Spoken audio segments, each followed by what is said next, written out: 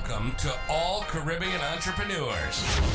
If you've been ready and waiting to take your business digital and get paid online while you sip something strong on the beach, this podcast is for you. We'll hear from the Caribbean's finest entrepreneurs on topics like e-commerce, business development, brand building, social media, their wins and failures. This is the only place in the region helping you navigate the digital age from the Caribbean's perspective. This is Digipreneur FM. And now, let's give it up for the Digiboss himself, Mr. Keron Rose. Thank you to everybody tuning in to another episode of the Digipreneur FM podcast. DJ, you gotta fade us all the way out. DJ, you gotta fade us all the way out because we got so much to say. We got so much to talk about, and we gotta talk to the people. My goodness. How are you lovely ladies and gentlemen doing around the world, a part of the Digipreneur FM family? I ain't lying to tell you, I'm excited. I am excited. I have been on a hiatus. No, I haven't. I've been everywhere else. But it's time to come home and talk to the Digipreneur family. Where do we begin? All right, I know where to begin. It is October 11th, 2024, and this is episode number 173.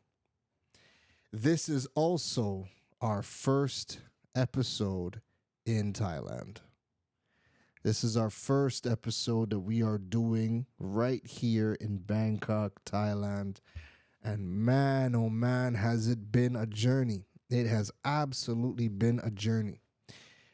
I have been here officially, as of today, I have been here officially for 3 weeks.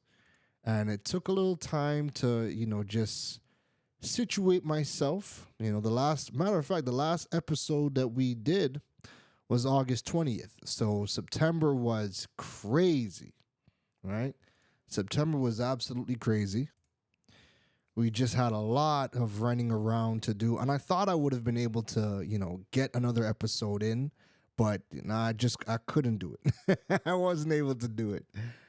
But it has been a whirlwind of a journey since we last had a conversation, From October 20th to October 11th, a lot has happened. So we have officially made the move to Bangkok, Thailand. And I actually moved here. When did I move here? I left Trinidad September 17th, and I landed Thursday evening.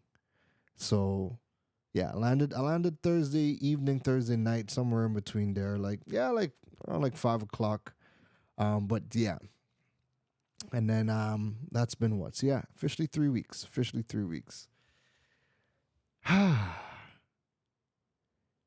Coming here has been a emotional and amazing decision. This episode, I kind of just wanted to just recap, the journey, how we got here and what, my first 3 weeks have been like. So just allow me to gather my thoughts. This is one of those episodes I've written nothing down, so this is just coming, from me, off the top, from my heart, everything. I want to start off by saying thank you. I am truly, truly, truly grateful for all of the support that I have received over the last month. It has been incredible. And what most people don't know about me is I'm one of those people that I really just have my head down. As whatever you see, whatever you hear about me, I'm somebody that my head is always down, and I'm experimenting. And I don't want to just say I'm just working, because what I do doesn't feel like work. What I do just feels like a constant experiment.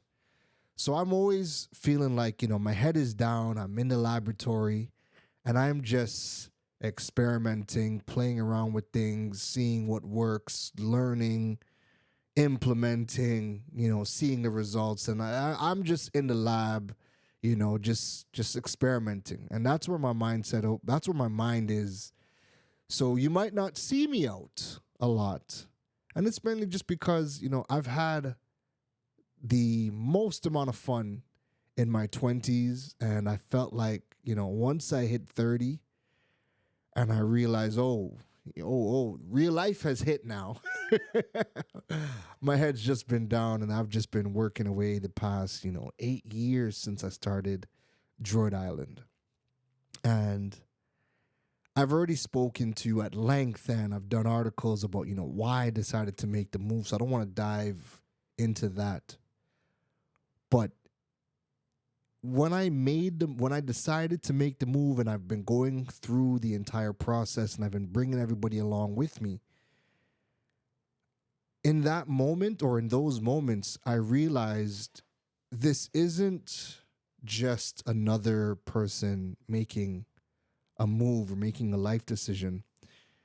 Through many of the conversations that I've had over the past month, 2 months, people have been feeling in their core, in their spirit, and in their environment, just looking around and seeing their environment, people in Trinidad and Tobago and the wider Caribbean as well have been feeling like they've needed to make this change.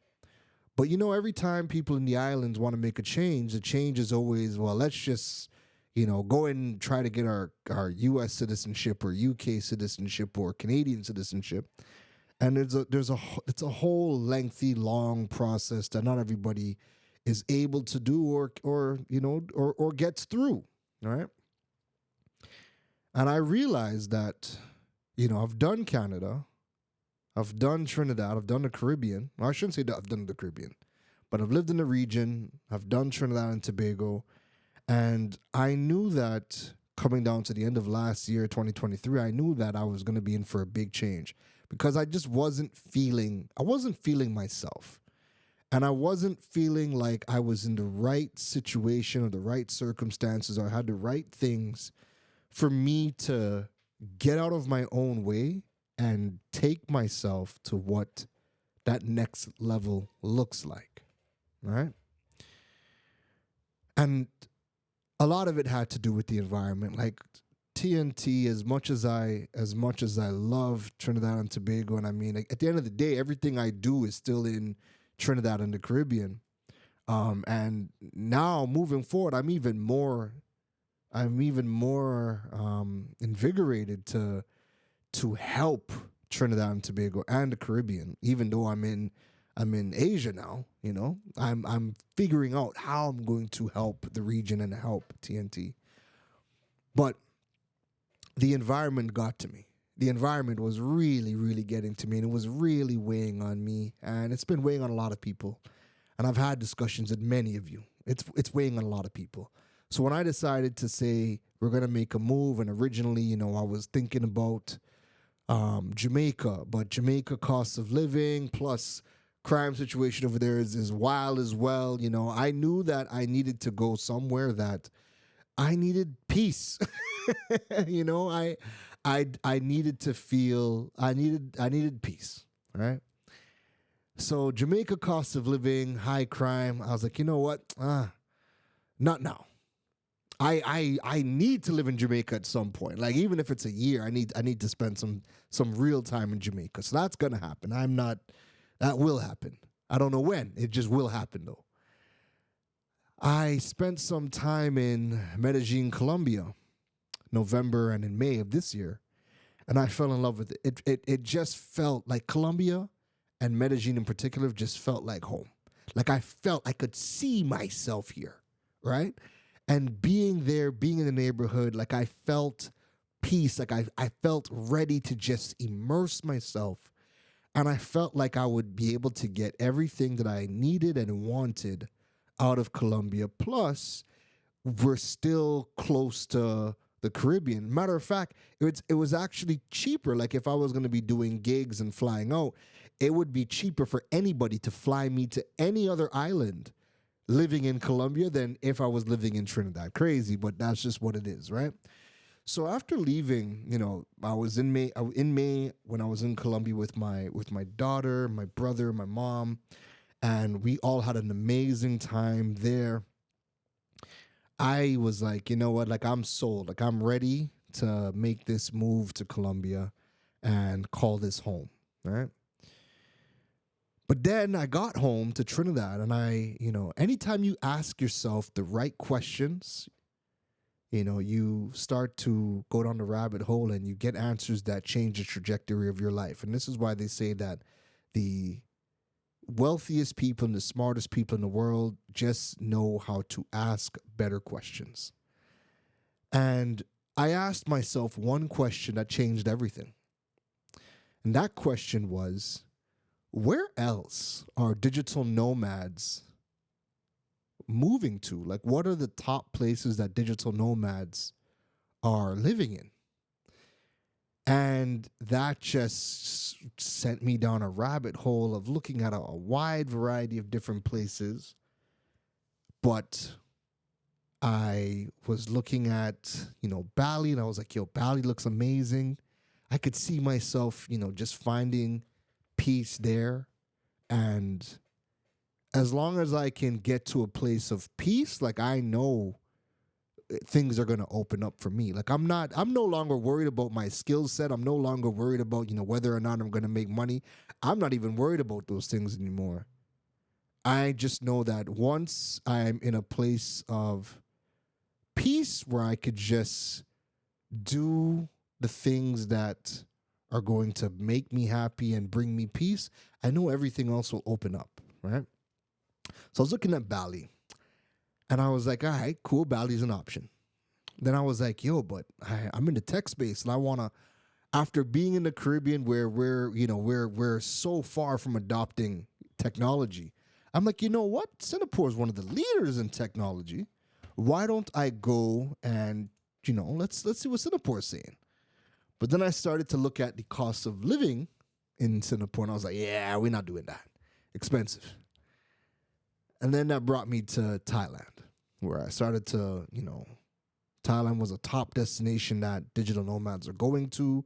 Right around the time that I started to look, I think like the day after they announced the new destination Thai visa, which is a 5-year visa catered toward digital nomads and those people who are looking to come to Thailand to learn the soft skills of Thailand that they're known for, like Muay Thai, combat sport training. If you're coming for Thailand's medical tourism, you can get the DTV off of that. If you're coming for learning how to do Thai massage, you can get the visa. If you're looking to do Thai cooking, you can get the visa, right? So I knew that I qualified for it, and the more and more and more and more I was reading, watching videos on Thailand, I was like, yo, I think this is going to give me everything that I need, but it's the other side of the world. And I've never been to Asia. And you know what? You know what really sold me on coming to Thailand?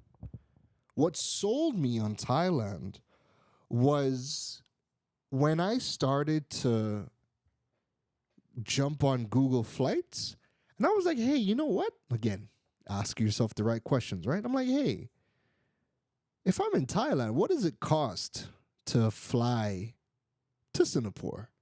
What does it cost to fly to Bali? What does it cost to fly to China? What does it cost to fly to Europe? What does it cost to fly to Greece? And when I started to see the costs of these flights, I was like, oh my God. I was like, oh my God. Thailand the cost of living is not only amazing, right?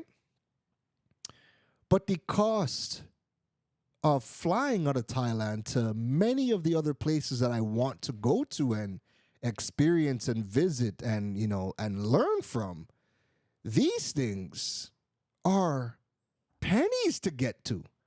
Like, I'm looking at a flight to Bali. Bali had a flight for 150 US return trip.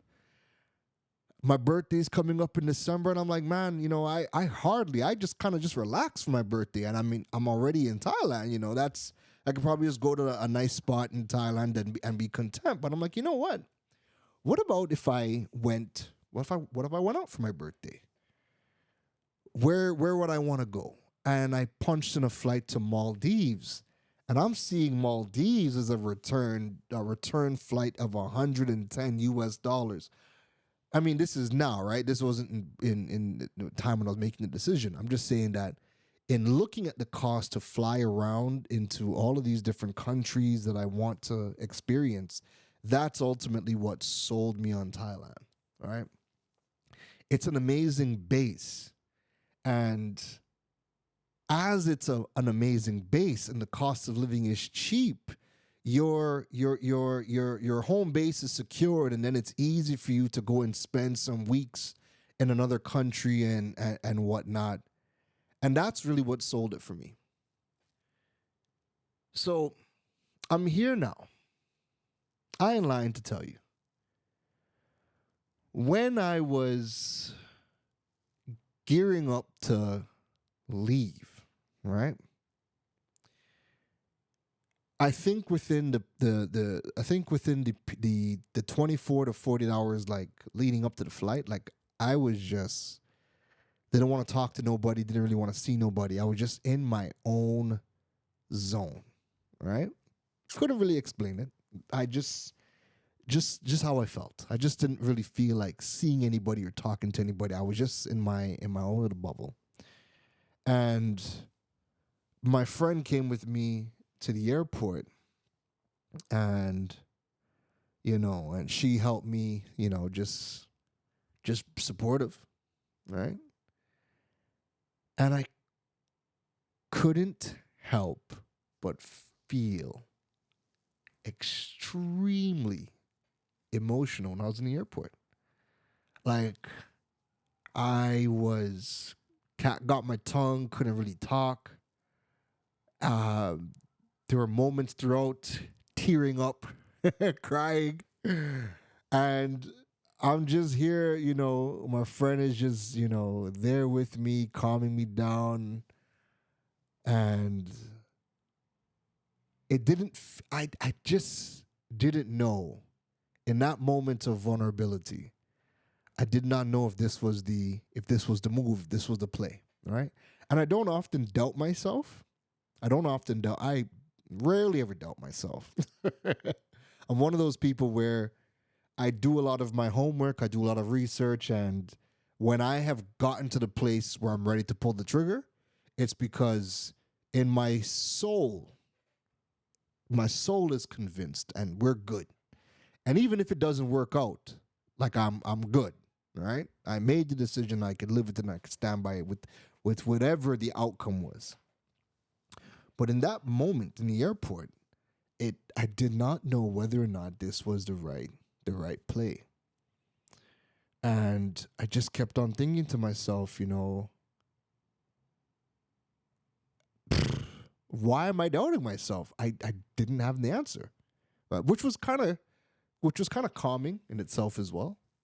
Like, I kept on asking, is this the right move? But I that's kind of where it stopped. I didn't have an answer to say, this isn't the right move, but I had a lot of reasons why this was the right move.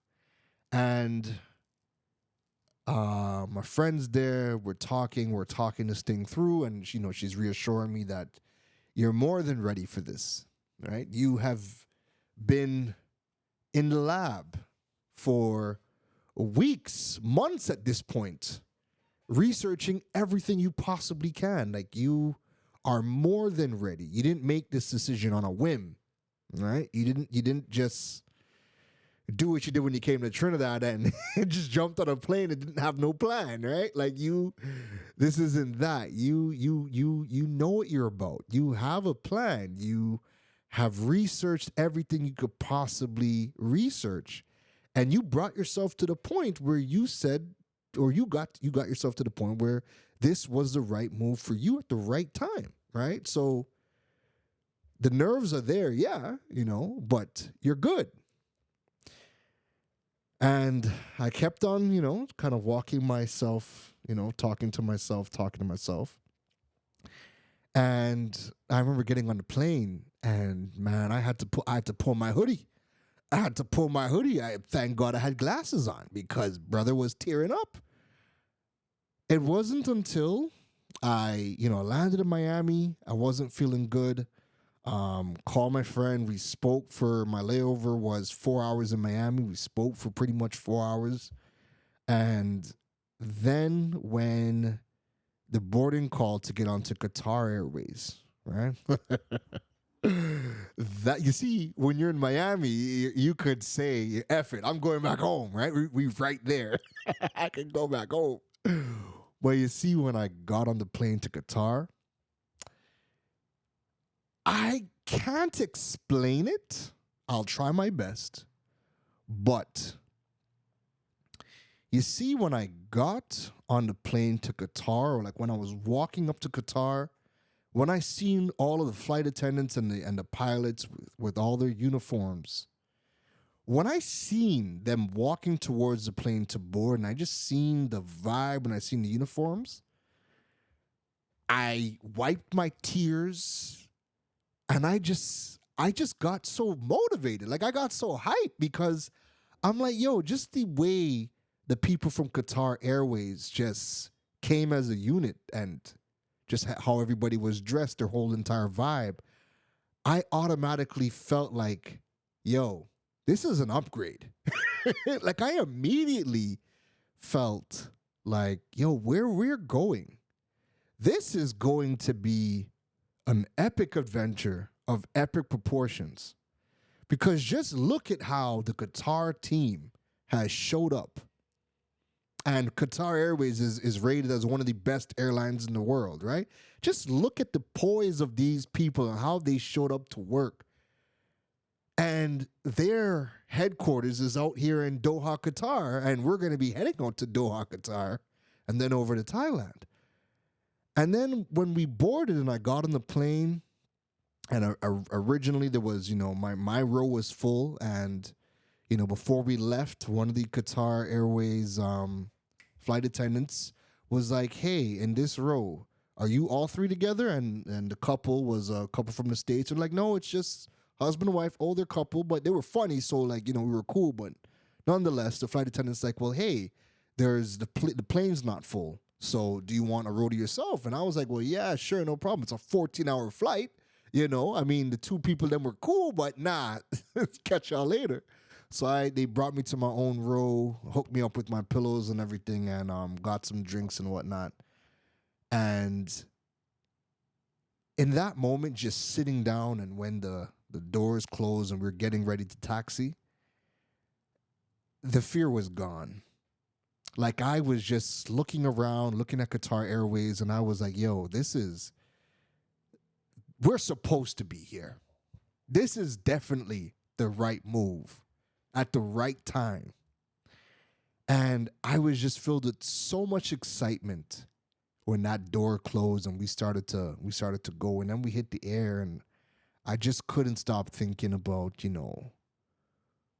how great it is and how grateful I am to be in a situation now where everything I've talked about for the last God knows how many years, you're walking that talk yet again. I mean, you've been walking the talk, but you're doubling down. You're doubling down on it now. You want to be Mr. Digipreneur? You want to be Mr. Digital Entrepreneur? Show me. Let's see what you're about when you're not in Trinidad and Tobago. Let's see you go somewhere where nobody knows you And let's see you be Mr. Digipreneur, right? Anyway, that's just where my mind was at. So I was just excited, man. And, the flight was good. I got to, they gave us some food at 1 o'clock in the morning because my flight left at like 11 something at night. So they gave us food at 1 a.m. in the morning. Excuse me. Food was amazing. Ate, knocked out. And I slept until, I slept for maybe about like 7 hours, 8 hours, whatever. And then I just remember waking up. I watched like a movie and a half, and then we were landing in Doha, Qatar. And when I landed in Doha, Qatar's airport is ranked right now as the number one airport in the world, followed by the Singapore airport.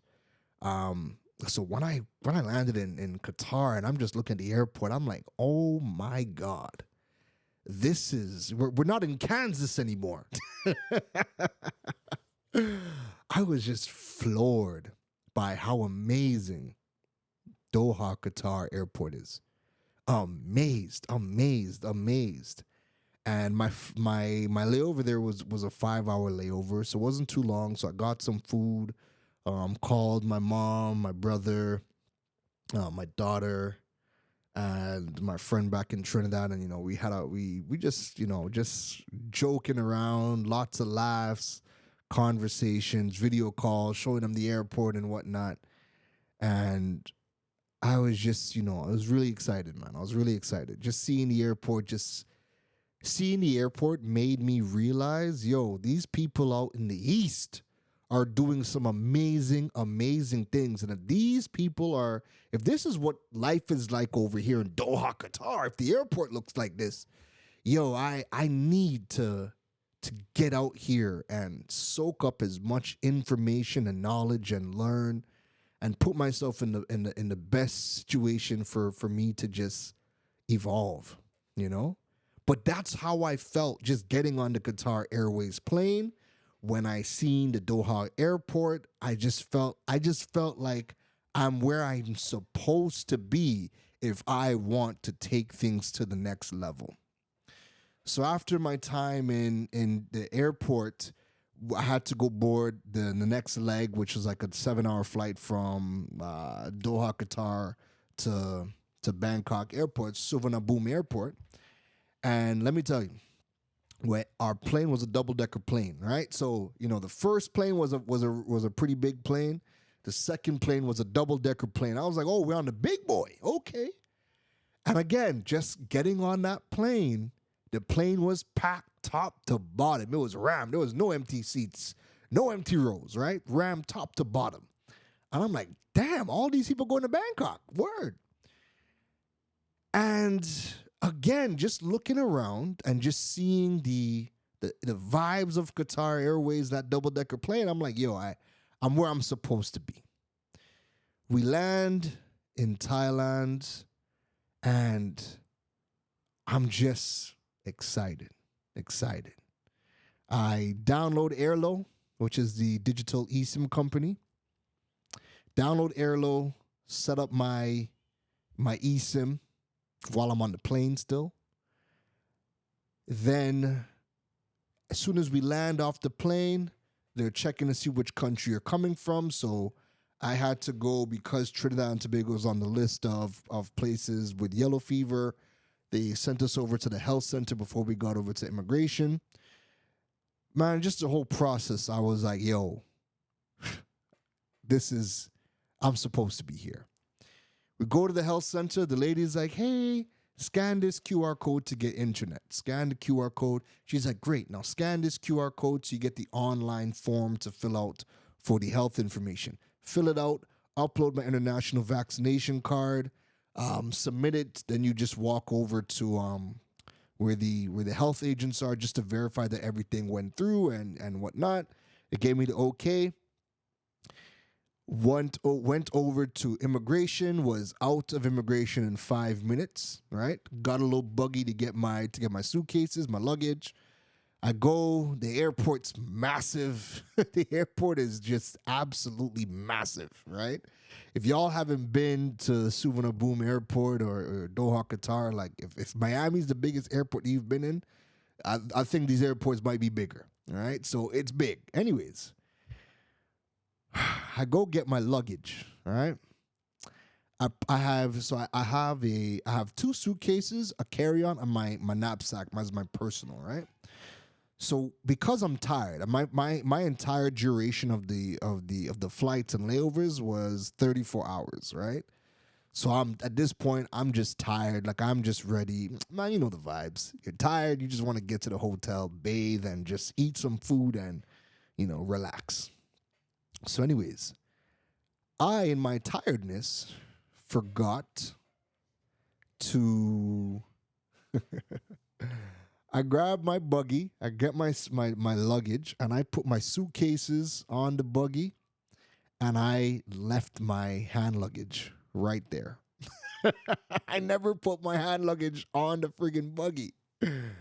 And so I didn't realize it. So I leave, I go down. I downloaded Grab is like the ride sharing app and food drop services all in one and shopping services, whatever. So I order my Grab, and I'm amazed already because as I'm ordering the Grab, it recognizes that I'm in the airport, so it then sends me visuals as to how to get to the Grab meeting area. So I follow the visuals on my phone, and when I get to the first floor where the Grab meeting area is, there's a huge sign, a whole designated area, right? And it guides you over to the area, and how it works is that all the Grab drivers meet in that section. So when they get to where you are, they enter into a queue, and that queue is kind of like a single file kind of vibe to pull up to the waiting area, and you, the passengers, you step forward when your car comes up, throw your luggage in, or they come out and help you put the luggage in the car, and then you jump in and then you drive off. So everything is orderly. So right out the gate, I'm amazed that the app sending you the visuals to get to the Grab area. I'm amazed that there's a queue and there's a whole designated area specifically for rideshare, which is Grab. And then I'm just amazed at how orderly and pleasant everything was. Like there was no rush. Your car came and you just walked up and you threw your stuff. And there's tons of people there, and it was just so orderly. So when I get into the car, my first driver did not speak a lick of English. So, I just relaxed, which is cool because I was just glad to relax, right? Then it's only when I got to the hotel, I realized immediately. And as soon as I stepped out the car, I'm like, oh my God, I don't remember my carry-on luggage, us putting it in. Lo and behold, we did not have my carry-on luggage. So at this point, I'm stressed. I'm stressed because I could not remember for the life of me what I put in my carry-on. I knew I had some clothes because my original plan was I was going to go find a spa in Doha, Qatar and bathe and change my clothes. But my layover was too short, only 5 hours. My original plan was I was going to do that, but the flight that I was going to do that with, I had a 9-hour layover. The 5 hours, I was too busy walking around, looking at the places, and then to go and find a spot, man, I didn't end up doing it. Anyways, I check myself in, bring my suitcases upstairs, order another Grab, go right back to the airport. And I go to the lost and found area. But here's why I'm giving all of this, right?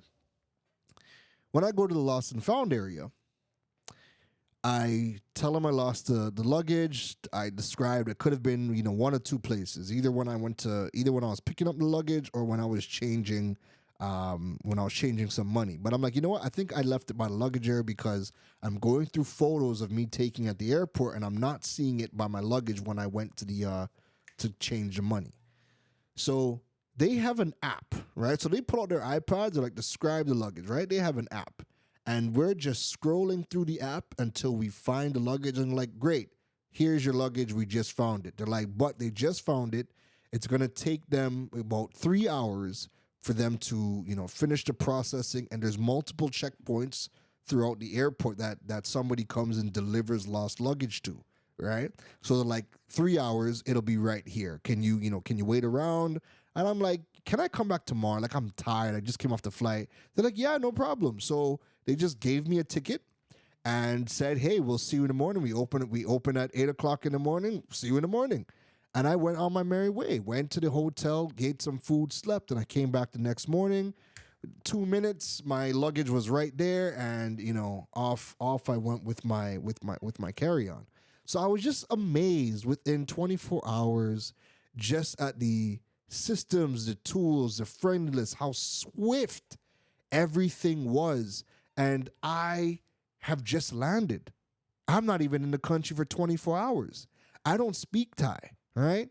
The people at the airport spoke Thai. They're fluent in however many multiple languages, but they spoke English, and I was just amazed at just how everything happened. Right, and maybe I left the luggage, my carry on, and it was just for me to see. Wow, they have an app, and look how easy it was to find my luggage. Look how easy it was to get it back. There was no attitude. There was no headache. It was just a simple, seamless, smooth process. Right? And that has been my experience in 3 weeks. It's officially 3 weeks. 3 weeks officially since I'm here. And every single day has been just amazement at how seamless everything works. When you're utilizing, I've been using Grab. I've been using the Grab motorbikes. I've been communicating with everybody because Built-in has a translator, so they're communicating in Thai. The application is translating everything, so we're able to communicate. And I haven't been lost anywhere that I've needed to go. And everywhere that I've gone, if they don't speak English, because of the technology that we have, I've been able to communicate with everybody. So utilizing the technology in a place where you don't speak a lick of the language, and then the alphabet is their own alphabet, so I can't even make out the words and whatnot. But being able to use Google Translate for pictures, to read the signs, to communicate with everybody has been great. All of the applications having the built-in translator, again, great. Getting the condo itself was a seamless process as well. Like, I did a lot of the homework, and I did a whole thing on the condo wars. Let me take a look at the time. 37 minutes. All right. Let me give you the condo wars. All right. Let me give you the condo wars story. And I'll preface by saying that even getting my condo, everything was done digitally. Paying the landlord, I did it through Wise. Thank God for Wise, because I use Wise everywhere. Everywhere for everything, I'm using Wise, right? So I'm using Wise. I used the Wise to pay the landlord. We signed the lease. Everything was done digitally. We didn't sign no paperwork. Everything is digital. And it's because everything was digital why I won the condo wars, right? So if you haven't seen on social media where I was talking about the condo wars, well, let me dive into that. So basically, before I came, I had a video where I spent like an hour looking at like a bunch of different condos, right? And I showed everybody the different condos, what I was looking at, the costs. So everybody was able to follow along the entire journey with me, right? When I landed in Thailand, I spent the very next day. I was looking at more condos. I just kind of recuperated because obviously it's an 11-hour time difference. I wasn't mentally in the right frame of mind to start looking at condos. But you see, the Saturday, the following day, I was able to start looking at places, right? So I reached out to a realtor. I went on to one of the realtors' websites for a place that I liked. I seen that we were able to book the viewings for the condos. So I booked a viewing. I was assigned a realtor. The realtor contacted me within a couple of hours to confirm the times to view the places that I selected, right? And I had about 17 places saved that I wanted to see, but I cut it down and I sent her about 10 places. And of the 10 places, it was more than 10. I sent her, and it turned out to be more than 10, right? So I sent her, let's just say if I sent her 10 places, she was like, hey, after reviewing and contacting the landlords, of the 10 places you sent, only one was available. So I had to send her more. Like I ended up sending her like almost all 17 that I had saved. And of the 17, like 2 of them were available. I was like, oh my God, what the hell? And then she was like, yo, when you're looking at the website, look to see when the available date for the rental is, right? And she gave me a different website to use to see the available dates. So when I see now, I was like, okay, a lot of the places that I wanted were already gone. But what they do is they even though they're listing the place on the rental websites, nobody takes them down, right? They leave all of the listings there. What happens is, depending on the website that you go, some of the websites will include when the condo's available. So somebody signs it, let's just say October 11, 2024, the website should update to be it's available October 10th, 2025. And then okay, it's not this is available. This is one of the units that's available, but it's not available till next year, right? So it also allows people to kind of pregame. So you could save some of these condos and you could check back a year plus later, right? But as of right now, it's taken. So a lot of the places I looked at were taken. We were able to get a couple of places that I seen. We were able to get viewings for them. So the first place that I seen, it was a very popular building. I liked it. It was one of the ones that I liked a lot, and it was good. But it was like 670 US, right? I believe the price of condo 1 was like 670, 680 US. Then I went to the second condo, and the second condo was 590 US dollars. It's 28 square meters. It's a brand new unit, was just finished being built. Nobody has lived in the unit or whatever. It was a bit on the cozier side, but I liked the layout, and the amenities more than made up for everything, because the building is absolutely gorgeous, right? And by the way, these are luxury condos we're talking about, right? So like the buildings are top notch. So even condo 1, if you look back on the video, condo 1 was amazing. Condo 2, dope. That's what I ended up choosing. The video's already out there, right? Condo 2 is what I ended up choosing.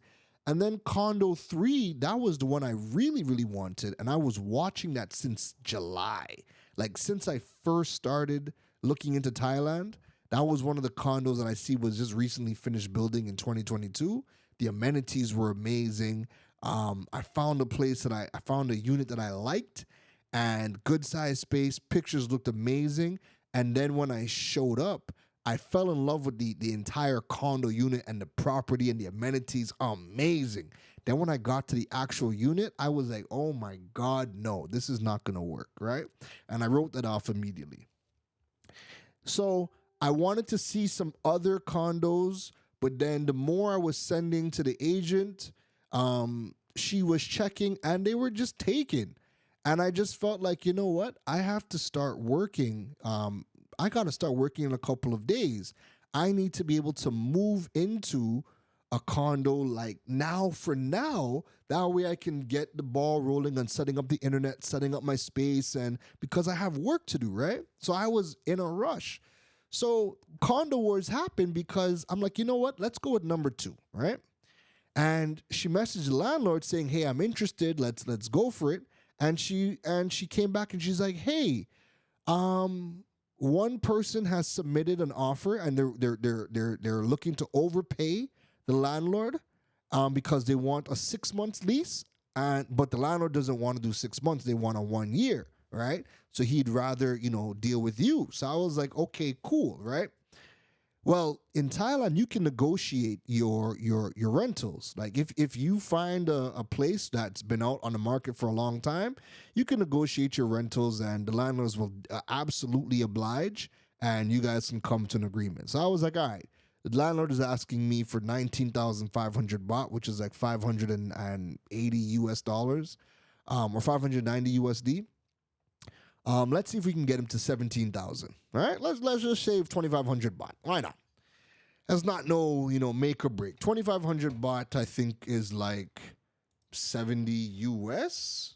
2,500 baht. Let me see. 2,500 baht is $75 US, right? 75 US. So it's not no, major thing. And in TT 75, we're looking at 500 bucks TT, right? So it's not a major thing. Anyways, the landlord said he'll think about it and he'll get back to me by the following day, 12 o'clock, right? So it's like 11 o'clock at night right now. And I'm just here thinking to myself, I'm looking at other places and I'm like, you know what, man? I messaged my realtor and I'm like, hey, forget the bargaining. Let's just tell the landlord I'll give him what he wants because I want to answer like now and I want to sign over everything like now so I can move in, now and get everything started. So she's like, you sure? I'm like, yeah, tell him I'll pay the 19,500. Let's just get this deal done tonight. Again, it's like 11 o'clock. She messages him. She responds back to me a few minutes later. She's like, hey, she's like, oh my God, I did not know this place was such a hot commodity. She sends me a screenshot. The landlord's committed the place to somebody else because the thing in Thailand is that there's no one realtor selling a property. It's like 20 different realtor companies selling the properties. And it's because they all work on commission, it's whoever can get the deposit and a signed contract gets the commission. So they're selling everything. They're selling wind. And a landlord, again, it's like 20 different companies trying to sell the place and then liaise with the landlord to close the deal. So the landlord basically showed her, hey, I'm right now somebody else is committed to get in the place, and I'm seeing them in the morning. I've already issued them the contract, and that was in the screenshot. So when I see that, I'm like, yo, what the hell? I'm like, how did this happen? And she's like, wait. She's like, hold on. So she calls me and she's like, hey, there's only one way for us to get this place, right? She's like, by law here in Thailand, a place is not off the market until a lease is signed and the payment has been made. She's like, the landlord has given the contract to the guy to sign, but he said he wants to meet in the morning to sign the contract and pay the money, right? She's like, if you can pay right now, then I can convince him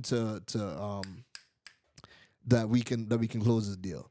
So for the next hour and change, we were going back and forth because again, he had already committed to the other guy, so we had to persuade him. In the meantime, I'm looking at like another place as a backup. So I send the realtor another place. I'm like, yo, this is plan B if plan A doesn't go correct. So she contacts she didn't have to call them, but she accessed her database to find out if the place that I wanted was available, and it was available. The problem was that particular condo unit, they have a pretty much like a bit of a vetting process in order to bring you in. So they wanted you have to make the payment, and that process can take 3 days to get to the landlord. Once the landlord is okay with you after you guys meet, then the entire processing to get you into the condo can take 7 to 14 days to get you in. I'm like, man, forget that. Forget that condo. Like, as much as I really, really liked it, forget that. Like, let's put all of our energy into plan A. So basically, how I ended up getting the condo was she persuaded him, and because we basically were like, yo, we're paying right now. That guy could wake up in the morning and he could see something else and say, sorry, I'm not gonna take this condo, and then you lost out on me. He's willing to sign a contract and pay right now. So the landlord's like, you know what? All right, let's do it. So we got the contracts done, sent it off to the landlord, sent it over to me. I signed off on it, sent it back to the landlord.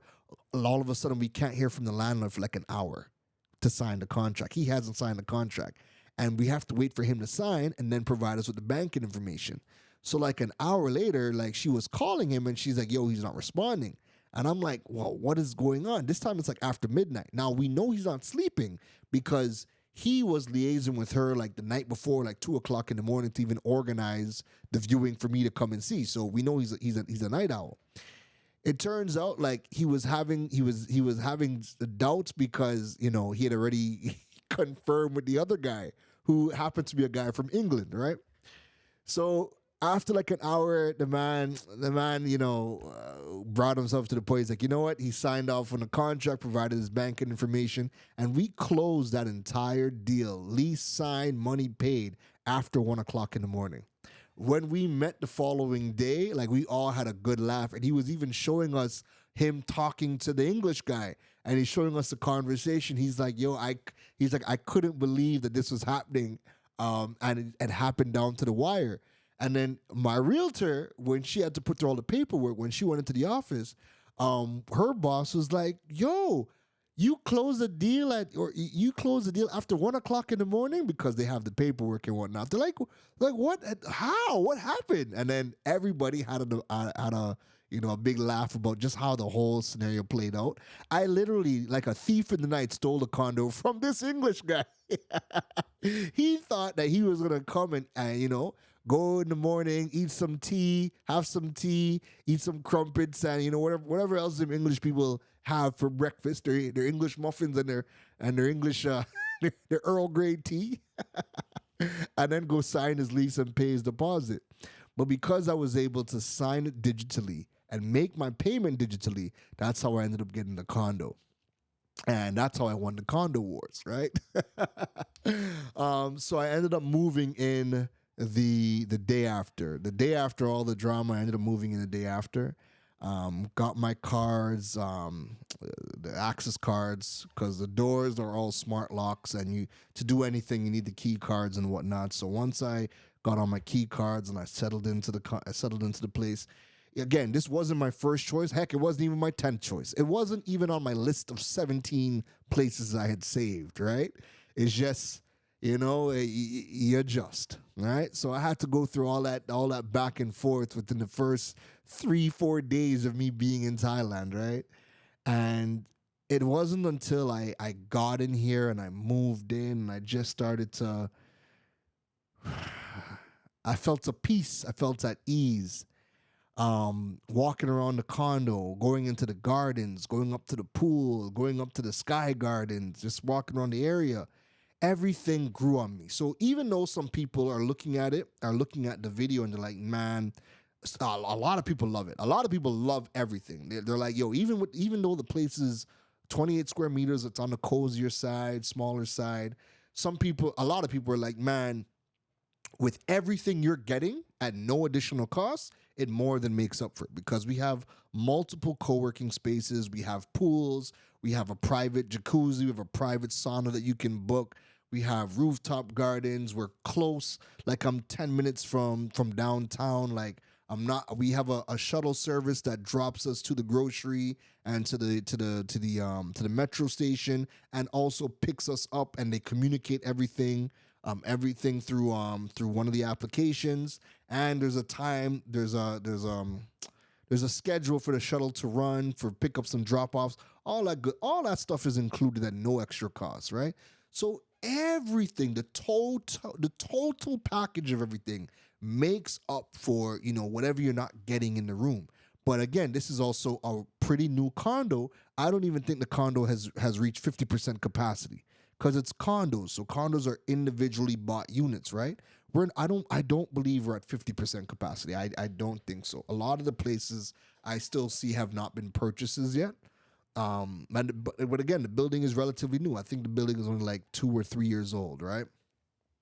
And yeah, like once I got here and I started to feel that ease, that peace, I was like, you know what? I made the right decision at the right time. And even though this is not the 100% ideal place, because ideally I would like to get, a bigger space, at least a 2-bedroom or even a bigger 1-bedroom with a bigger couch. So even if I have guests and I crash on the couch or give somebody my room, or a 2-bedroom where again, guests can come and whatnot, that's gonna be the ideal scenario for me. I don't have that here, but again, this is still perfect for me right now with where I'm at, and it's a 1-year lease. 1 year is always. Last year this time I was where was I last year? Last year October I was in Bahamas. I was in Bahamas last year, October. Then November, I was in Colombia. December, I was in Mexico. And that was just the other day. That was just the other day. So a lot can happen within a year, and time flies when you're having fun. So I'm not even stressed. Like my place right now, I'm in love with my place right now. I'm in absolute love with my place. And everything that I'm able to do, just the fact that, man, I have food spots around. We have 2 7-Elevens for easy access to get things. I got a massage parlor across the street. Last night, I just jumped in the app because our condo has an app. Jumped in the app, booked the private onsen for myself. Spent time in the jacuzzi. Jumped in the sauna. Like all of those things, it's a click of a button. It's at no cost. Man, I'm in love. And again, this is 3 weeks of the day that I'm here. And in 3 weeks, I've seen so much and I've just done enough that I'm like, this was the right decision for me right now. I haven't heard a gunshot in 3 weeks. Have not heard a gunshot. I haven't seen, anybody getting beat up or robbed or anything. I've spoken to a number of women here. Even my realtor. My realtor is 2 years younger than me, and I'm like, what's your, and she travels a lot too, and I'm like, how do you feel about your safety in Thailand? She's like, safety in Thailand. She's like, listen. She's like, you see me. She's like, I will go to the club and I can, depending on what club I go to.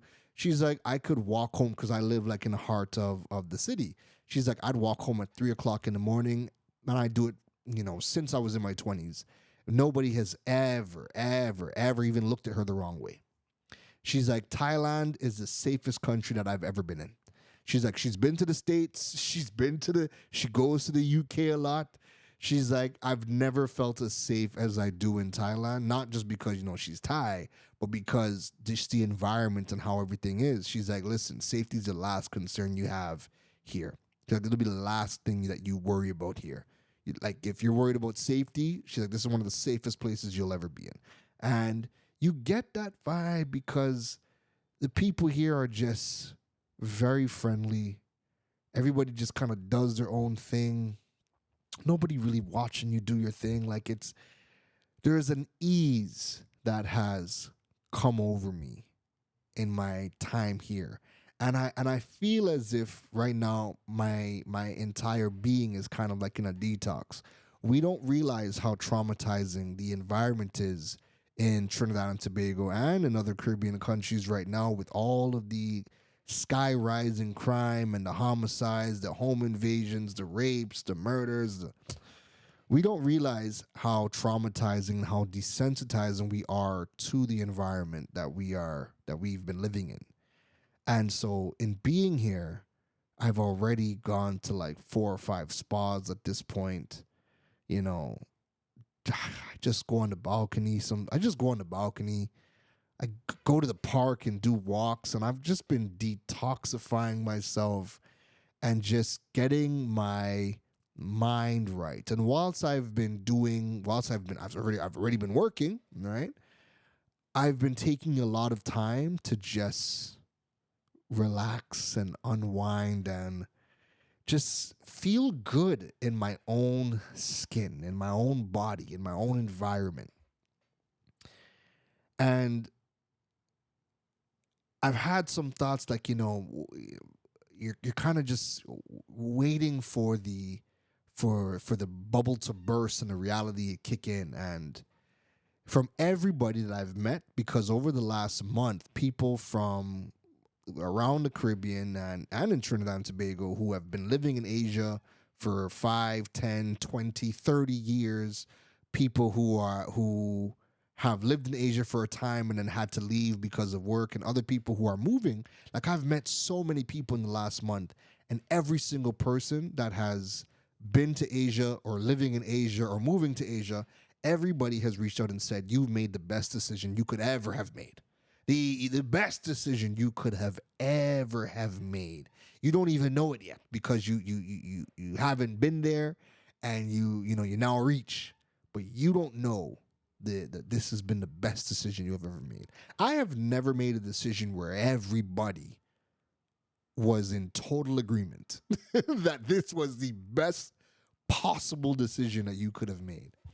And even in all of my opportunities with media, with working in working in tertiary education as a lecturer, right? As a digital strategist, everybody has said they can't wait to see what you do now that you're in the perfect environment to just learn and soak up everything. And that's just, like I said, getting on that plane, leaving Trinidad, being in Miami, where just this doubt just came over me out of nowhere, and all of a sudden I'm super emotional. Being here, going through the messages, meeting people, talking to more people. Like, I had an hour and change conversation with a guy from Trinidad who's had almost the same life as me. Where, I mean, he's much older than me, but he left Trinidad back in 2001. He lived in Trinidad for 28 years. He left to go move to Canada, lived in Toronto for 10 years, and then after Toronto, left and moved to Bangkok.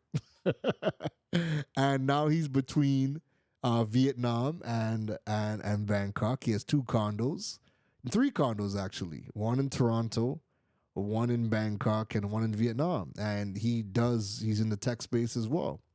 And we had a long conversation, and the entire time we're just laughing at how similar as our journey were. But again, he's much older than me, but he's like, bro, he's like, you couldn't have made a better decision. And he's in Vietnam right now, so when he comes back into Bangkok, we'll meet up and we'll chat some more. But like I said, everybody has just been reaching out and just telling me and reaffirming, you made the best decision. You made the best decision. You made the best decision. Here's why you made the best decision. And just breaking it down. And it's been, the time has flown. And now that I'm just, I feel like this was the first week. No, this is definitely the first week I'm settled. This is my 3rd week, right? This is the first week I'm settled. I'm in the place. I have my internet. I have I got my monitor, my studio set up. I'm now fully ready to, podcast and do everything. I've been doing radio. I've been doing TV, writing my columns, still having meetings and doing everything else. But this is the first week where I'm like, I feel at home and I'm settled and I'm ready to just start this new journey, this new leg of my life. And to have everybody reach out and let me know, how great this decision was. And, there's so much more in store for you. Just wait till you start to travel and you start to really leverage your geography. They're like, you ain't seen nothing yet. They're like, you impressed by the Tao Bin machine? You impressed by vending machine taking payments with digital wallets? You ain't seen nothing yet.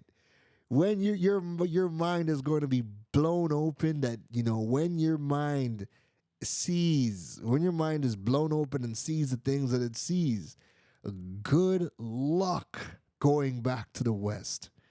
So it's been really, really interesting, in the short space of time that I've been here. And I know that me being here means a lot. There are a lot of people that are watching. And obviously they're going to be, the naysayers. They're very few and irrelevant. obviously they're going to be the people that are just like, yeah, we expect him, because I've seen some of the comments. Well, there was articles that were done and shared on Newsday and whatnot about me with this move, and some people, random people, we'll be seeing him back here in 2 months. He's not gonna make it, bro. I I don't even know where that's coming from, but no problem. But 99% of the comments are people that are looking to make a major change in their life because they're not seeing what they need to see out of the country they're living in the Caribbean. And because the U.S., Canada, the U.K. are typically always, they're the number, they are the top places that Caribbean people always move to, and they're not the easiest to get to, and the cost of living in those countries are sky high, making it impossible for a lot of people. But because they're just trying not to be murdered in their home country with the rise in crime and the crime being out of control in the Caribbean, they're willing to take their chances, right? So they're watching my journey, and they've never thought about Thailand. They haven't thought about Asia. And me carrying these people along the way and showing them that, hey, Asia's an option, Thailand's an option, here's how. And rather than me showing all the razzle dazzle and all the cafes, like, I'm vlogging and I'm just showing my day-to-day life. I'm showing the cost of the taxi. I'm showing the cost of the rentals, of the condos. I'm showing the condos. I'm showing the costs of, self-care places. I've gone grocery shopping. I'm using the You Hunt We Cook, and that's been a big thing where one of the grocery chains here, they have a service called You Hunt We Cook, where you go around the grocery, you grab all of your ingredients that you want, you bring it to the chefs, tell them exactly what to do, and they cook it up. And then you tell them, how many days worth of food you want. So I had picked up chicken breasts, veggies, asparagus, corn, bell peppers, carrots, and mashed potatoes and whatever. And I'm like, yo, just grill me the chicken, saute my veggies, and I want 5 days worth of food. So they cooked me 5 days dinners, 5 dinners worth, right? Or 5 days worth of dinners. And with the groceries and the cooking and everything included, that came up to 45 US. 45 US dollars. That is how much that came up to, right? 45 US dollars. That came up to about 300 TT. 45 US, 300 TT dollars. That's with the ingredients, the groceries, and them cooking the meals, and then packaging it. And I had 5 days worth of dinners. Yeah. I'm showing everybody these things. And people are just absolutely amazed because, again, these are things that we would never get on the Western side of the world. So to see it happening before your eyes, to see one of your own people who have left the Caribbean and now they're coming over here and they're showing it to you, and I'm showing the receipts and I'm bringing you through the entire journey, people are reaching out. I've had calls where people are crying and they're like, yo, this is looking like an option for me and my family. Like, I need to get here.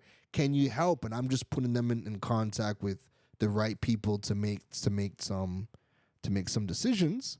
But I know what it means for me to be out here. People are seeing an entirely different frame of life. They're seeing a life that is manageable, one that they could afford, one where there's a level of peace that we're just not getting in the Caribbean right now. I loosely made a comment online where I was like, yo, I feel safe and I haven't heard gunshots in 3 weeks. And the amount of people that comment and they're like, yo, you're saying that, but like, you don't even know how crazy that is, because we haven't gone a day without hearing gunshots in like 20 years. And when you say these things, it's like, yo, we're living in some insane, traumatic environments. So I don't take it for granted. And I don't take for granted that people are watching with real intention to see, can they see themselves and their families making a trip around the world and coming over to an environment where, again, they can just get the peace that they need, and they could afford a life and live a life that makes them feel good. Like, it's insane to me, groceries being affordable. It's insane to me that a luxury condo at this price, less than the cheapest condo that I've seen in here so far was $250. That was the cheapest. 250 USD to TTD is 1700 TT. And that's in a luxury condo. So people are seeing these things and, they're picturing themselves living in it. And now that they have somebody here that they could relate to and that's showing it that it's possible, I know what it means for me to be out here. And it's a lot. But, I know that I'm put here in this position. I've been given this opportunity for a reason. I am not going to squander it. It's been therapeutic for me. And I know that the goal for me is to learn as much as I can within my space so that I could seed that information back into the Caribbean region, because ultimately we want the region to get better, right? I've been talking about it myself. We need more of our citizens to get out there and see the real world, live outside of their home country for a year or more, and then come back with that new level of knowledge and information to help make the region better. I've always wanted to live in the Caribbean. Canada always felt like I was just visiting. Even though I was there for 28 years, home never felt like home. Trinidad, when I would come back on vacation, Trinidad always felt like home. And at some point, I would love to get back to the Caribbean. I want to get back to be amongst my people. We could have one of the greatest regions, period. We have everything we need, and we have no shortage of talent and no shortage of great minds. But at some point, all this knowledge and information that we've gone out into the world and gained and seeked, we got to be able to pour it back into the region. So right now, I did 10 years in Trinidad. I do believe I left it in a better place. I do believe I left the Caribbean in a better place. And now I'm at a place in my life where I gave the Caribbean region and diaspora 10 years of my life pouring out into the region. And before I get to empty and I crash and burn, I've made that decision for me to now get poured back into. Right? When I came from Canada and I came into the Caribbean, I was just teaching and trying to show people, hey, this is what's happening over in Canada. Here's what we could, take from Canada and North America and what we could do in the Caribbean. And I'm kind of just back in that mode now, where now I'm in that sponge. I'm soaking in everything and I'm learning everything, and I'll be seeing that stuff back into the Caribbean whilst I'm being poured into. So you're going to see a difference in my content. You're going to see not just the digital marketer and e-commerce strategist. You're going to see the digipreneur in all elements. You're going to see me living the digipreneur lifestyle, that digital entrepreneur lifestyle. You're going to see me being that digital nomad. You're going to see me in different lights as I show you what the digital nomad lifestyle is about as somebody coming from the Caribbean and doing it, right? So the content is going to look different because I want to show people more than just marketing. I want to show you the digital entrepreneurship lifestyle and what is available for us from a content creator and strategist that's coming from Canada, coming from the Caribbean, and do it for us, man. So expect the content to be a bit more diversified when you're looking at my platforms. or at least on social media. But when you're coming on, and I mean, we have these conversations on right here on the podcast as well. It's all about digital entrepreneurship, getting yourself into a situation where your business can grow, where you can participate in the global economy. But being a digital nomad is all part of that conversation as well. So we'll have those conversations, and you're going to meet a lot of people that have been doing it, because I'm meeting people that are from the Caribbean and from Trinidad that have been here for a long time, and they're doing things that are pretty dope, and they're going to have information that we want to tap into and share with you. And it's going to be, we don't get to see many Caribbean people do Asia and give us information about how they've transitioned and what they do and how they have been able to do it. We don't get a lot of that stuff. So, again, this is why I feel like I've been fortunate to get this opportunity, and we're going to go from there. We're going to grow from here. But yeah, that's where I'm at right now. So I just wanted the first episode here in Thailand, now that we're set up, I just wanted to kind of give a recap and account to, the first 3 weeks being in Thailand.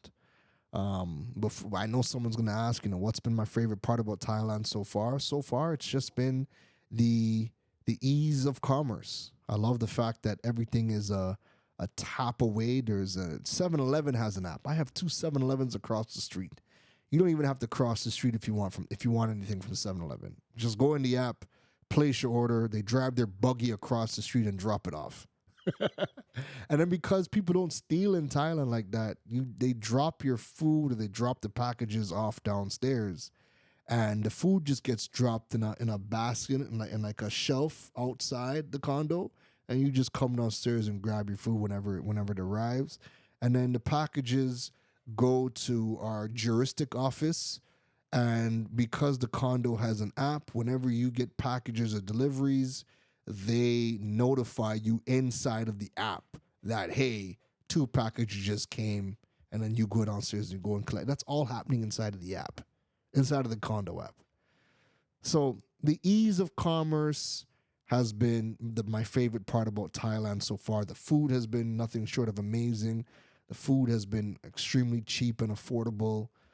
Massages, like I said, I've already gone to 4 spas already. A 90-minute massage. A 90-minute massage has cost me, let me give you, a 90-minute massage has cost me 130 TT dollars, or in US, would have cost me $19, 19 US. 90-minute massage, full body massage. So it's been great to just, have these services done for you.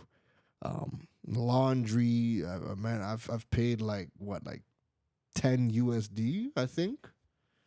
Let me see. Let me just double check. How much did I pay to have? I paid $9. $9 to have a full load of laundry done for me. So my condo doesn't have a washer and dryer. Usually they do, but my landlord did not pour it in. He's like, he could put it in, but then he's gonna have to raise the rent. I'm like, nah, keep it low. Keep it as is, right? And I could go downstairs and use the washer and dryer in the condo because that's provided. I could do that. I mean, you have to pay for it, right? That's the only additional thing you have to pay for.